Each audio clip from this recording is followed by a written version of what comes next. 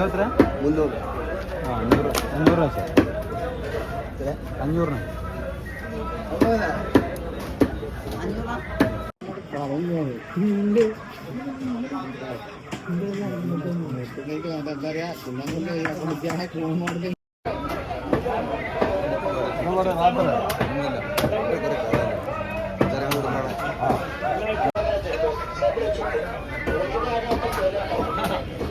പറഞ്ഞോളെ 160, 120.